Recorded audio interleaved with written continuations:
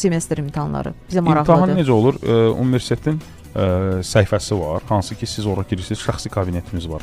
O şəxsi kabinetə daxil olduqdan sonra orada sizin testləriniz çıxır, imtahanlarınız çıxır. Mən fərqli fənlərdən, məsəl üçün deyək ki, riyaziyyatdan sizin belə deyim, qabağınıza qoyulmuş imtahanınız var, onu həll eləməlisiniz. Həll edirsiniz, cavabını qeyd edirsiniz. Ondan sonra keçməmək falan belə məsələlər olanda. Belə məsələlər olanda müəllim şans tanıyır yenidən. Müəllim kömək eləyir və müəllim elə olur ki, nömrəni alır tələbənin, zəng edir. Hətta elə olur ki, cavabını da göndərir. Elə deyəcəksiniz ki, artıq müəllim götürür özü cavab verir. Məcburiyyət. İnanırsınız elə də olub. Yəni olub ki, məsələn tələbə çətinlik çəkir, yaza bilmir də.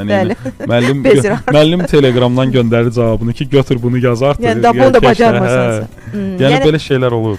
Yəqin ki, belə başa düşürəm, Azərbaycanlı tələbələrin, yəni imtahan vermək sırf Azərbaycanlılarla bərabər olur, yoxsa orada özbəklər, türkmənlər də var. Xarici sayılır. Amma mən bugünkü gündə Ukraynada Azərbaycanlıları çox dəhşətli dərəcədə çox istəyirlər.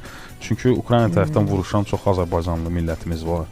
Yəni həqiqətən hər tərəfdə çox Azərbaycanlı vuruşan var. Ümumiyyətlə dəstək olur. Ümumiyyətlə hər mənada, həm ölkələr olaraq da bir növ mehriban, yəni bir ölkələrik. Ukrayna ümumiyyətlə hər zaman bizə dəstək olan ölkələrdən, eyni zamanda da Azərbaycan hər mənada, bəli. Çox dəstək olur. Mən məsələn bu son hadisələri bilməm izlədiniz, Xersonda olan su ilə bağlı. Məsələn Azərbaycan bütün ölkələrə qarşı həmişə humanistliklə seçilib.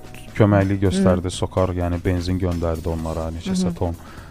Yəni o şəkildə bir-birimizə belə deyim də dost ölkəyik. Bəli, mən də razıyam sizinlə. Ona görə bizi çox